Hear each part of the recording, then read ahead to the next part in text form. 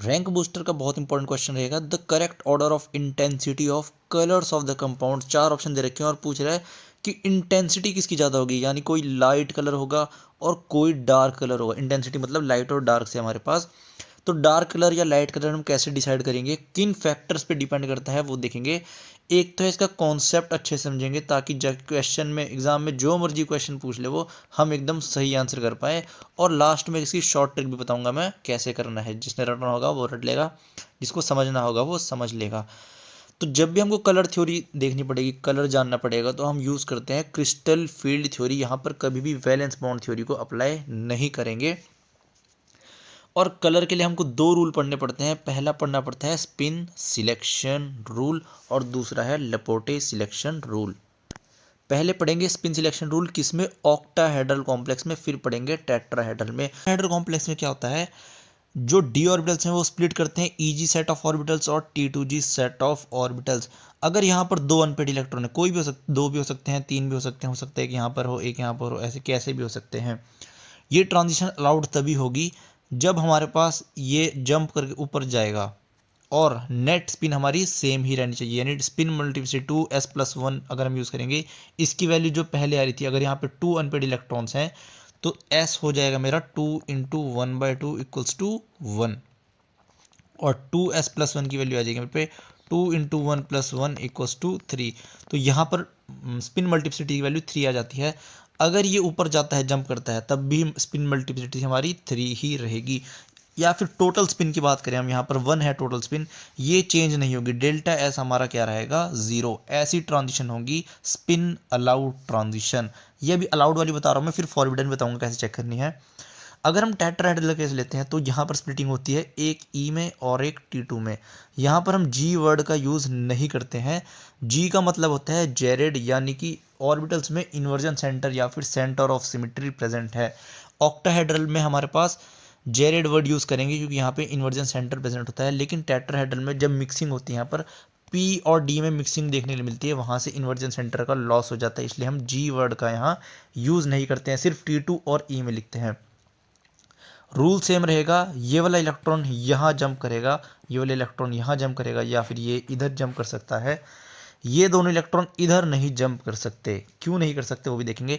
पर अगर एक भी ट्रांजिशन पॉसिबल है, इस इलेक्ट्रॉन यहाँ कर सकता है, ये इलेक्ट्रॉन यहाँ कर सकता है, तो ये भी कैसी होगी, स्पिन अलाउड ट्रांजिशन हम इसको बोलेंगे। अब हम स्पिन फॉरवर्डन भी देखेंगे, फिर कंपैरिजन करके समझना आसान होगा।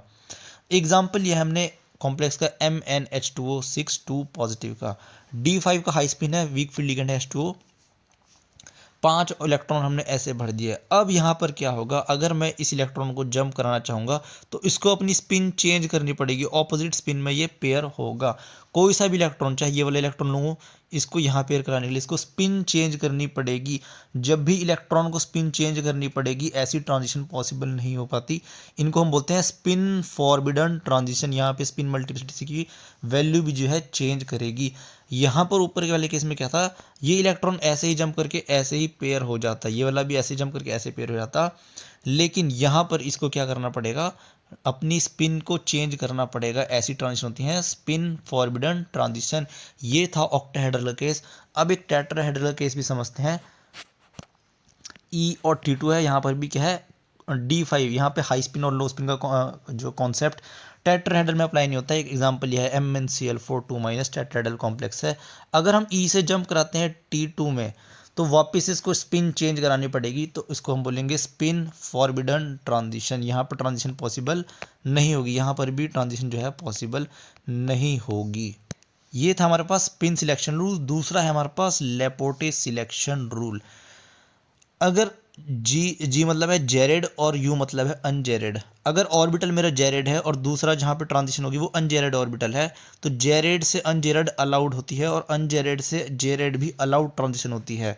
इसको ऐसे लिखते हैं, जेरेड से अनजेरेड और अनजेरेड से जेरेड, दोनों ही ट्रांजिशन अलाउड हैं। लेकिन जो ऑक्टाहेड्रल फील्ड में हम देख पा रहे हैं कि हमारे पास ऊपर है Eg ऑर्बिटल और नीचे है T2G। तो यहाँ अगर हम ट्रांजिशन कराएंगे तो ये कैसी है, जेरेड से जेरेड में ट्रांजिशन हो रही है। तो जेरेड से जब भी ट्रांजिशन जेरेड में होगी, वो ट्रांजिशन को बोलेंगे हम लेपोटे फॉरबिडन ट्रांजिशन। जेरेड से जेरेड में पॉसिबल नहीं है।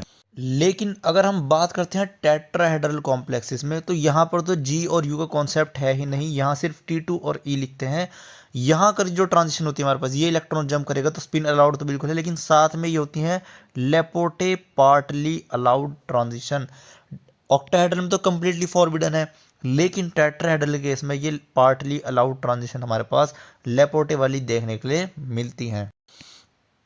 अब क्वेश्चन को देखते हैं, the correct order of intensity of colours of compound. वापस से वही क्वेश्चन, NiCl4 एक यहाँ पर टेट्राहेड्रल लिया है, इधर यहाँ पर ऑक्टाहेड्रल गिवन है। टेट्राहेड्रल में क्या बोला मैंने, पहले तो सबसे पहले चेक करना है स्पिन अलाउड है कि नहीं है। तो ये इलेक्ट्रॉन ऊपर जंप कर सकते हैं, ऑपोजिट स्पिन के इलेक्ट्रॉन है, बिल्कुल ट्रांजिशन अलाउड है। कैसी, स्पिन अलाउड ट्रांजिशन है। और टेट्राहेड्रल कॉम्प्लेक्स है, तो टेट्राहेड्रल में तो लेपोटे पार्टली अलाउड भी हमारे पास होता है। ऑक्टाहेड्रल केस में अगर हम चेक करते हैं, स्पिन अलाउड यहाँ पर भी है, ये इलेक्ट्रॉन जंप कर सकते हैं ऑपोजिट पेयर वाले, तो स्पिन अलाउड है। लेकिन ऑक्टाहेड्रल में सारी ट्रांजिशन कैसी होंगी, लेपोटे फॉरबिडन होंगी। और अभी हमने क्या पढ़ा कि जहाँ पर देखो स्पिन अलाउड दोनों में है, अब फैक्टर कौन चेक करेगा, लेपोटे पार्टली अलाउड। यहाँ पर लेपोटे अलाउड है, यहाँ पर लेपोटे फॉरबिडन है। जिसका जितना ज़्यादा लेपोटे वाला पार्ट उतना ज़्यादा वो इंटेंस। तो टेट्राहेड्रल तो हमारा ऑक्टाहेड्रल से इंटेंस होगा कलर में, ये ध्यान रखना। बस पहले स्पिन अलाउड चेक करना है, फिर लेपोटे अलाउड चेक करना है, इतना सा काम करते ही हमको आंसर मिल जाएगा। अब थर्ड है हमारे पास स्क्वायर प्लेनर कॉम्प्लेक्स NiCN4। अब स्क्वायर प्लेनर की अलग कहानी चलती है, इसको भी देखते हैं।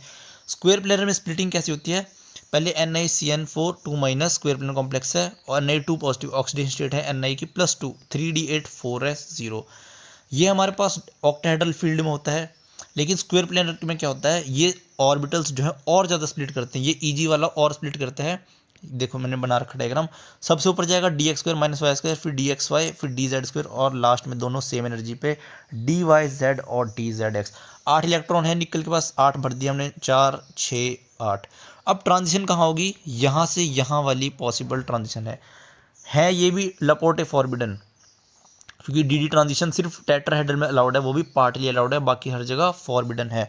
लेकिन स्पिन अलाउड ट्रांजिशन है, यहाँ से यहाँ जा सकता है। अब दिक्कत क्या है, जो ये एनर्जी का गैप है ये बहुत ज़्यादा है, विजिबल लाइट से ये ट्रांजिशन कर नहीं पाता। तो ये ट्रांजिशन जो होती है वो यूवी रीजन में होती है, और यूवी रीजन में जो भी ट्रांजिशन होगी वो बहुत ही वीक इंटेंसिटी का कलर हमको देखने के लिए मिलता है। तो स्क्वायर प्लेनर का जो कलरलेस होने का रीज़न है वो है कि ये ट्रांजिशन जो है बहुत हाई एनर्जी की होती है, विजिबल में नहीं हो पाती। तो क्वेश्चन का करेक्ट ऑर्डर क्या बन जाएगा, टेट्राहेड्रल वाला सबसे हाईली इंटेंस, फिर ऑक्टाहेड्रल वाला, और लास्ट में स्क्वायर प्लेनर वाला। एक दूसरी चीज़ और आती है D5 का हाई स्पिन और D10 का हाई स्पिन। यहाँ पर तो स्पिन फॉरबिडन है क्योंकि स्पिन चेंज करनी पड़ेगी। अब यहाँ पर तो सारे ही ऑर्बिटल्स फिल है, तो यहाँ पर भी ट्रांजिशन नहीं देखने को मिलेगी, इसलिए Zn2 पॉजिटिव के कॉम्प्लेक्स भी क्या होते हैं हमारे पास, कलरलेस। Mn2 पॉजिटिव भी कैसा होता है, कलरलेस। इसका ध्यान रखना, both very weak intensity colour और कलरलेस। आई होप ये कॉन्सेप्ट समझ आया होगा। अगर कहीं कुछ डाउट आता है तो वहाँ कमेंट सेक्शन में पूछ सकते हैं। ये होमवर्क क्वेश्चन रहेगा, इसको सेम कॉन्सेप्ट लगाकर ट्राई करना, और आंसर कमेंट सेक्शन पूछ लो, सही आंसर को मैं कमेंट में पिन कर दूंगा।